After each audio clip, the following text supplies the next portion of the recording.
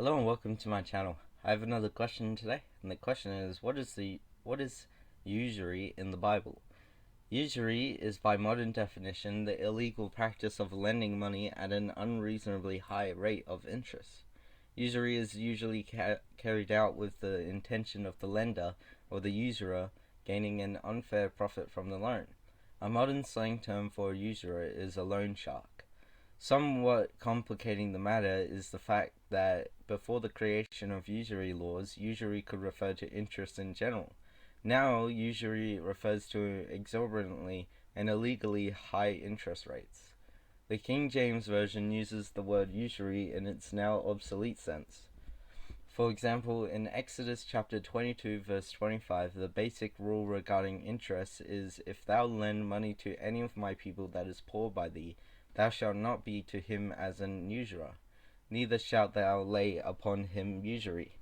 However, in the English Standard Version, the same verse reads, "If you lend money to any of my people with you who is poor, you shall not be like a moneylender to him, and you shall not extract interest from him."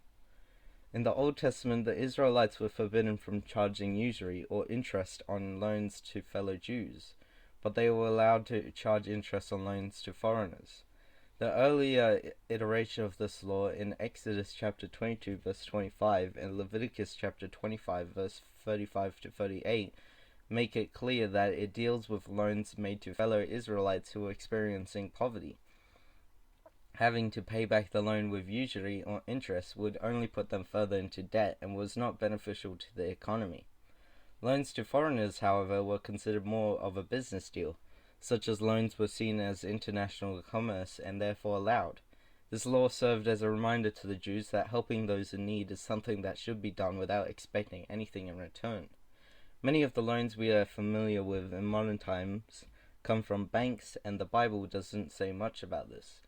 While the Bible does not prohibit the charging of interest, it does warn against becoming too concerned with money, telling us that we cannot serve both money and God at the same time.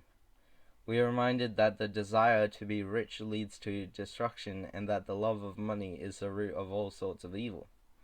In addition, God's wisdom includes a warning not to take advantage of the plight of the poor. Sharks who gouge the needy in the time of their distress will not enjoy their spoils for long. "He that be usury and unjust gain increaseth his substance. He shall gather it for him that will pity the poor." Or, in another translation, "Whoever increases wealth by taking interest or profit from the poor amasses it for another who will be kind to the poor." Thank you for listening to this question. I'll see you next time.